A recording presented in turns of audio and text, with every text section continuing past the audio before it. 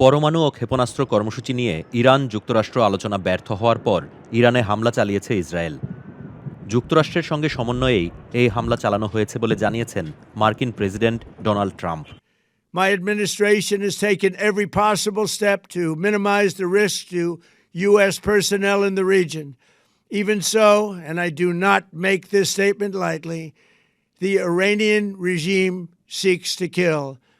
The lives of courageous American heroes may be lost, and we may have casualties. That often happens in war.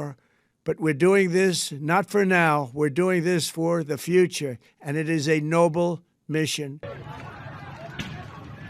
রাজধানী Tehran ছাড়াও Isfahan, Kermanshah, কারাজ, কোম সহ বেশ কয়েকটি শহরে হামলা চালিয়েছে ইসরায়েল।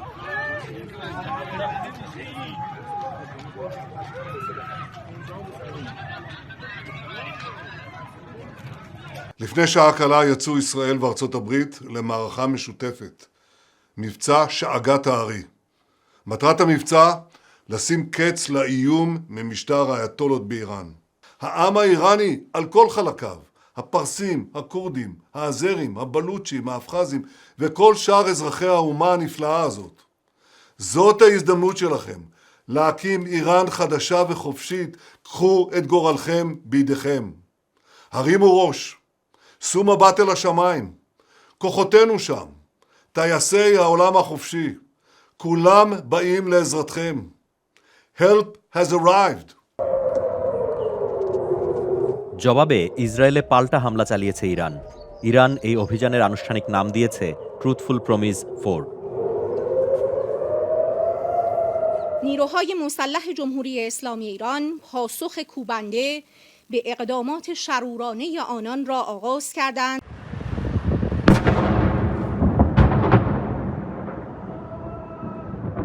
জেরুজালেম ও তেলাভিভ সহ বেশ কয়েকটি ইসরায়েলি শহরে ইরানি ক্ষেপণাস্ত্র ঠেকাতে কাজ করছে দেশটির আকাশ প্রতিরক্ষা ব্যবস্থা।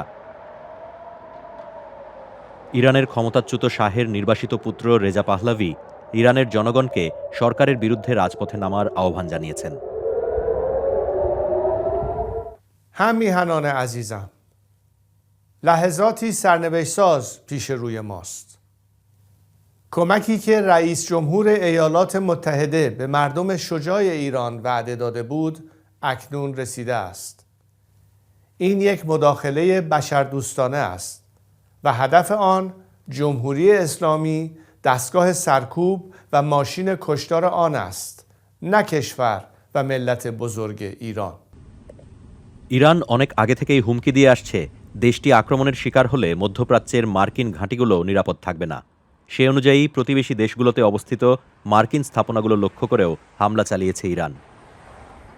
বাহরাইনের মানামায় অবস্থিত জুফায়ারে মার্কিন ঘাঁটি থেকে ধোঁয়ার কুণ্ডলি উঠতে দেখা গেছে। বিবৃতিতে এ হামলার নিন্দা জানিয়েছে বাহরাইন। কাতার এবং আরব আমিরাত জানিয়েছে তাদের আকাশসীমায় পৌঁছানোর আগেই বেশ কয়েকটি ইরানি ক্ষেপণাস্ত্র ভূপাতিত করা হয়েছে। Some missiles launching here in Abu Dhabi. পূর্ব অনুমোদিত নিরাপত্তা পরিকল্পনা অনুসারে শনাক্ত হওয়ার সঙ্গে সঙ্গেই সেগুলো মোকাবিলা করা হয়েছে বলে জানিয়েছে কাতার।